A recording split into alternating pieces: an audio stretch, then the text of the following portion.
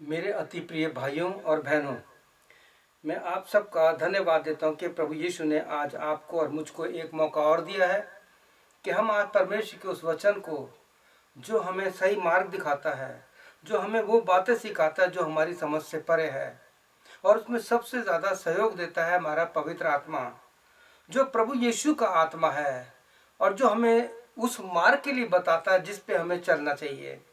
तो आइए प्रभु यीशु मसीह के चरणों पर उसके वचन को, जो उसने हमें दिया है, उस पर मनन करते हैं, उस वचन को सुनते हैं जो प्रभु यीशु ने हमारी आत्मा के उद्धार के लिए और प्रभु यीशु मसीह के आगमन के बाद जो न्याय होगा उसके लिए हमें तैयार करने के लिए दिया है। तो आइए हम प्रार्थना करते हैं। प्रभु यीशु, मैं आपका सेवक आपके चरणों पर आता हूँ और बहुत से अपने भाई बहनों को, जवानों को, बूढ़ों बच्चों को, सबको तेरे अनुग्रह की वेदी के पास लेके आया हूँ, क्योंकि तू जानता है प्रभु यीशु मसीह, हम इस माध्यम के द्वारा एक दूसरे से संगति कर सकते हैं और वो वचन जो तू हमें देता है उसको हम अपने जीवन में ले सकते हैं।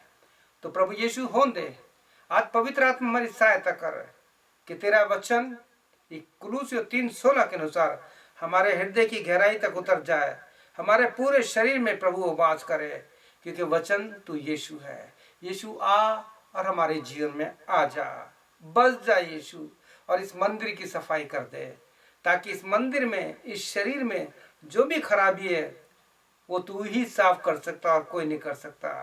तेरे वचन को आज हम सुनते हैं, अपने जीवन में लेते हैं और तेरे उस मार्ग पर जो सत्य का मार्ग है उस पर चलते हैं। प्रार्थना यीशु के नाम से, आमीन। प्रिय भाई बहनों, आज जो आपके साथ में वचन बांटना चाहता हूँ, लेके आया हूँ, उसका विषय है your prayer has been heard, तेरी प्रार्थना सुन ली गए। आज हम बाइबल से 4 ऐसे लोगों के बारे में अध्ययन करेंगे जिनके बारे में परमेश्वर के वचन में लिखा है। ये पवित्र शास्त्र, ये वचन जो हमारा जीवन है, जो हमें सही मार्ग बताता है। आज इस वचन से हम देखेंगे कि प्रभु यीशु मसीह हमसे क्या सिखाना चाहते हैं। तो प्रिय भाई बहनों, इसके लिए मैं आपसे विनती करूंगा कि आप दूसरा इतिहास उसका 7 अध्याय जरूर पढ़ें। देखिए, जब पवित्र आत्मा आपको कह रहा है कि दूसरा इतिहास उसका 7 अध्याय आप पढ़ें, तो पढ़िएगा, क्योंकि इसी अध्याय में से कुछ एक बातें बड़ी संक्षेप में, क्योंकि मुझे पता है आप लोग के पास समय नहीं है, आप लोग 30, 40, 50 सेकंड, मिनट का संदेश नहीं सुन सकते, क्योंकि आप सब और हम उस संसार की सारी बातों में फंस चुके हैं कि हमारे पास इस वचन के लिए हमारे पास समय नहीं है। तो मैं चाहता हूं प्रिय भाई बहनों, आज इस वचन को उठा लीजिए और दूसरा इतिहास उसका सारा 7वां अध्याय पढ़िए। और इसमें आप जब पढ़ेंगे तो यहाँ पे इस अध्याय का जो विषय है, मंदिर का निर्माण, किस प्रकार से परमेश्वर ने सुलेमान को कहा था कि जो मंदिर बनाना है वो कैसा होगा, वो सब आपको पता है, क्योंकि बचपन से सुन रहे हैं। और उससे इसमें ये भी हम पढ़ते हैं कि किस प्रकार से परमेश्वर ने सुलेमान से कहा था कि तू जो मांगना है मांग। उसने कहा मुझे वो बुद्धि दे कि मैं अपने राज्य को अच्छे से चला सकूं, मैं अच्छे बुरे बात को समझ सकूं और उसका सही निर्णय ले सकूं। इसलिए मैं कहता हूं कि आप ये अध्याय पढ़िए, ताकि आपको पता लगेगा कि किस प्रकार से इस अध्याय में परमेश्वर ने आपके लिए और मेरे लिए सारी बातें रखी है। तो आप 6 और 7 अध्याय पढ़िए तो इसमें सारी बातें आ जाएगी। अब सवाल ये उठता है कि ऐसी सुलेमान में कौन सी बात थी कि परमेश्वर ने कहा कि तेरी प्रार्थना सुन ली गई, your prayer has been heard. जब आप दूसरा इतिहास उसका 7वां अध्याय पढ़ेंगे तो वहां लिखा है, मैं आपके लिए पहला और दूसरा वचन पढ़ूंगा, जहां लिखा है यूं सुलेमान यहोवा के भवन और राजभवन को बना चुका, और यहोवा के भवन में और अपने भवन में जो कुछ उसने बनाना चाहता उसमें उसका मनोरथ पूरा किया है ना। परमेश्वर ने उसकी सहायता की और परमेश्वर का मंदिर जब बन गया तो आप ये भी पढ़ेंगे किस प्रकार से सुलेमान ने परमेश्वर को बलिदान चढ़ाया, क्योंकि परमेश्वर बलिदान से खुश होता है। ये पुराने नियम में इस प्रकार की परमेश्वर की इच्छा थी कि उसको बलिदान किया जाए। लेकिन नए नियम में जो बलिदान है वो परमेश्वर आपसे गाय बैल या फल फ्रूट नहीं मांगता। आप 50 अध्याय पढ़ेंगे, ये भजन का तो वहां लिखा है कि पेड़ तो सारे मेरे हैं, सारे जानवर मेरे हैं, अगर मैं भूखा होता तो तुमसे नहीं कहता। लेकिन प्रिय भाई बहनों, आपको बताना चाहता हूं, इस अध्याय में परमेश्वर को जो कुछ चाहिए था वो सुलेमान ने पूरा किया, और पूरा करने के बाद परमेश्वर ने यहां तक कह दिया, जब 15 वचन पढ़ेंगे तो कहता है, अब से जो प्रार्थना स्थान में की जाएगी उस पर मेरी आंखें और मेरी कान खुले रहेंगे। तो यहाँ पे परमेश्वर ने हम आपसे और हमसे एक बात कहना चाहता है कि जब आप प्रार्थना करते हो तो प्रार्थना से पहले आप प्रभु यीशु मसीह के पास आइए और उससे बोलिए, प्रभु यीशु मसीह तेरा वचन है, मैं इस वचन को नहीं समझ सकता, मुझे नहीं पता इस वचन को कैसे पढ़ना चाहिए, क्योंकि पवित्र शास्त्र बाइबल में यिर्मयाह 33:3 में लिखा है कि तेरे को वचन पढ़ समझ में नहीं आता, तुझे प्रार्थना करनी नहीं आती, तो बाइबल कहती है यिर्मयाह 33:3 में, मुझसे प्रार्थना कर तो मैं तेरी को बड़ी बड़ी बातें समझाऊंगा जो इसे नहीं समझता। आपको और मुझको प्रार्थना करना नहीं आती। ऐसे ही पौलुस ने अपने रोमियो 8:26 में कहा है, क्योंकि हम जानते हैं कि हमें प्रार्थना करना नहीं आता और प्रार्थना किस रीति से करना चाहिए, लेकिन उस पवित्र आत्मा के लिए आप प्रार्थना कीजिए कि पवित्र आत्मा मुझे प्रार्थना करना सिखा। मैं आपको बताना चाहता हूं, जैसे कि आप जानते, पहले मैं अकेला प्रार्थना करता था और उसके बाद मेरे साथ मेरा एक परिवार है दिल्ली में, अरुण रॉबिन्सन, उनका परिवार मेरे से मिल गया। पहले हम फोन पे प्रार्थना करते थे और करते करते एक समय ऐसा आया कि अमेरिका में हमारी एक कांटेक्ट बहन है जिनका नाम है अनीता सिंह, और उनका बेटा, एक दिन उनसे बात कर रहे थे तो जिसे बोलते कॉन्फ्रेंस कॉल, आप जानते हैं कि आपके पास ये सेल फोन है, ये आपके लिए बहुत आशीष में हो सकता है अगर इसे आप परमेश्वर के वचन के अनुसार इस्तेमाल करें। तो कॉन्फ्रेंस कॉल में हम उनसे बात करी तो अरुण भाई का परिवार भी मेरे साथ मिल गया, हम सब मिल गए और हम सब ने बहुत देर, करीब उस दिन रात को, यानी कनाडा के टाइम के अनुसार रात को 1-2 बजे तक प्रार्थना करते रहे। और अमेरिका जैसे 2 घंटे आगे कनाडा से, हो सकता है पे 3 या 4 बज गए होंगे। हमने बात की, परमेश्वर का वचन दिया, उनके घर के लिए प्रार्थना की, कोई किसी को हाथ नहीं लगा, लेकिन परमेश्वर प्रभु यीशु मसीह ने जो ओमनी प्रेजेंस है उसने सर्वोपस्थित, उसने वहां जाकर भी परमेश्वर ने काम किया। और तब मेरे दिमाग में आया कि जब हम इस प्रकार से बात करें तो क्यों ना हम प्रार्थना शुरू करें। तो प्रिय भाई, अब आपको बताना चाहता हूं, जब से हमने इस व्हाट्सएप पे प्रेयर ग्रुप में केवल प्रार्थना, उसमें हम केवल प्रार्थना करते हैं, कोई भाषणबाजी नहीं होती, क्योंकि भाषण बहुत हो रहा है, जिसको देखो वही प्रचार कर रहा है। आज हम प्रचार करने वालों से एक बात करते हैं कि आप प्रार्थना कितने घंटे करते हैं। आपको पता है प्रभु यीशु मसीह हमें 24 घंटे देता है, और 24 घंटे में से जब कहते हैं हम 10वां अंश देते हैं, हम पैसा दे के टाल देते हैं, कहते हैं भाई अब तो छुट्टा, हमने 10वां अंश दे दिया, अपना पैसा दे दिया चर्च में, अब अपनी छुट्टी हो गई। ऐसा नहीं है प्रिय भाई बहनों।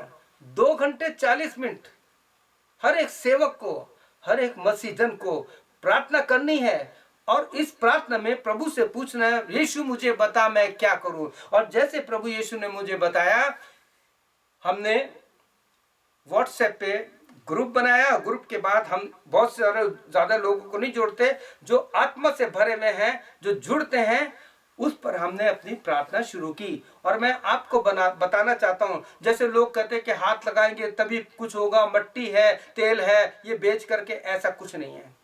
हम सब अलग अलग, कोई अमेरिका से जुड़ता है, कोई मस्कट से जुड़ता है जिसे ओमान बोलते हैं, कोई पाकिस्तान से जुड़ता है, कई अलग अलग जगहों से, इंडिया से जुड़ते हैं। और आपको मैं बताना चाहता हूं, इस व्हाट्सएप की प्रार्थना के द्वारा परमेश्वर ने इतने महान काम किए, जो डेथ बेड पे थे प्रभु ने उनको चंगाई दी। कैंसर से, लीवर जो खराब हो गया था, जिसका ट्रांसप्लांटेशन करना था, जिनके लीवर खराब हो गए थे, डॉक्टर ने कहा तब कुछ नहीं होगा, आज वो हमारे साथ ग्रुप में मिले हुए प्रार्थना करें। इसमें कोई वन मैन शो नहीं है, वहां पे कोई पास्टर नहीं है, कोई इवेंजलिस्ट नहीं है, सब प्रार्थना करने वाले हैं। और जब इस प्रकार से हुआ तो परमेश्वर ने, पवित्र आत्मा ने मुझसे बताया कि जितनी तुम्हारी प्रार्थना सुनी गई है, और ये वचन में जो कुछ लिखा है लोगों को बता कि जब हम प्रभु यीशु मसीह के वचन के अनुसार अपने जीवन को प्रभु यीशु के चरणों पर डालते हैं, और जैसे सुलेमान ने परमेश्वर की सारी आज्ञाओं का पालन किया, क्योंकि इस अध्याय में आपको एक बात मिलेगी कि सुलेमान से कहा था कि यदि तू अपने पिता दाऊद के परमेश्वर के अनुसार, मेरे इच्छाओं के अनुसार चलेगा, मेरे वचन के अनुसार चलेगा, तो तू बहुत समय तक जीवित रहेगा। और क्या हुआ? जब सुलेमान ने सारी बातें जब तक वो करता रहा, आपको बताना चाहता हूं उसके पास ये शब्द है, तेरी प्रार्थना सुन ली गई है। इस प्रकार तब यहोवा ने रात में उसको दर्शन देकर कहा, 12वां वचन है, उससे कहा, मैंने तेरी प्रार्थना सुनी और इस स्थान को यज्ञ और भवन के लिए अपनाया, यानी प्रार्थना के लिए ठहराया। आपका घर, प्रिय भाई बहनों, आपका जो घर है ना, जहाँ पति पत्नी बच्चे रहते हैं ना, वो एक तरह का छोटी कलीसिया है। यदि हम प्रभु यीशु मसीह के वचन के अनुसार अपनी फैमिली प्रार्थना में जुड़ते हैं। हाँ, एक बात और कहना चाहता हूँ, आप ये मत सोचिए कि हम फैमिली प्रार्थना करते हैं तो बहुत अच्छे हैं, लेकिन उसके साथ आपको संसार की बातें बहुत कुछ छोड़नी पड़ेगी।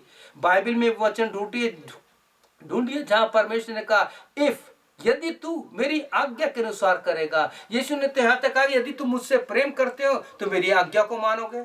यीशु ने यहाँ तक कहा कि यदि तुम मेरी बातों को मानोगे तो तुम मेरे प्रिय चेहरे ठहरोगे, मेरे बच्चे ठहरोगे। यदि, if you follow my commandment you will be my friend.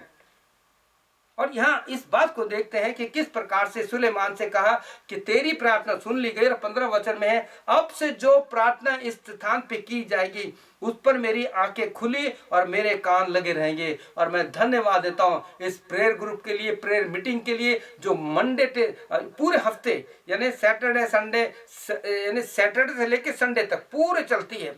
हफ्ते सोम मंगल बुध बृहस्पति शुक्र शनि इतवार पूरे, यानी सैटरडे से संडे तक पूरी चलती है। संडे से लेके संडे तक चलती है, पूरी चलती है। और जिसमें अब बहुत लोग जुड़ रहे हैं और प्रभु यीशु मसीह अपना काम कर रहा है। इसलिए जब मैंने इसको देखा कि कितने लोगों की गवाही है, अब हम कोशिश कर रहे हैं कि इसी प्रेयर ग्रुप में हम लोग एक दिन फास्टिंग के साथ जगह जगह जहाँ पे है वो करेंगे। और एक दिन हम ठहराएंगे, जितने लोगों को चंगाई मिली है उनकी गवाही रखेंगे। तो कितना धन्यवाद है कि परमेश्वर ने इस प्रेयर ग्रुप में किसी एक व्यक्ति से नहीं, सब जो एक मन एक आत्मा के प्रार्थना करते हैं उनसे कहा, तुम्हारी प्रार्थना सुन ली गई है। और in our day to day life, हमारे प्रतिदिन के जीवन में हम मिरेकल देख रहे हैं। देखिए, जब मिरेकल होता है ना, हमें बहुत खुश होने की जरूरत नहीं है, क्योंकि वो हमने नहीं किया, वो उनके विश्वास के अनुसार हुआ है।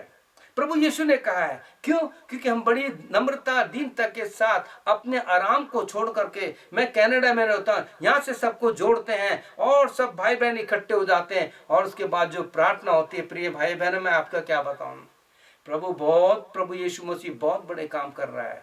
तो मेरे को पूरा विश्वास है, ये आपके एनकरेजमेंट के लिए, आपके उत्साह के लिए मैं यही कहना चाहता हूं कि अगर आपने अब तक इस प्रकार से इस सेल फोन का इस्तेमाल नहीं किया है प्रार्थना के लिए, तो प्रार्थना के लिए इस फोन का इस्तेमाल कीजिए। अपने छोटे छोटे ग्रुप बना लीजिए, बहुत ज़्यादा बनाने चाहिए। छोटे छोटे ग्रुप में 5-10 को जोड़िए और प्रार्थना कीजिए, क्योंकि अब यीशु आ रहा है। आसमान की तरफ देखिए, कभी भी आ सकता है। अब हमें ये कहने की जरूरत नहीं है Jesus is coming soon. No, Jesus आ रहा है। क्यों?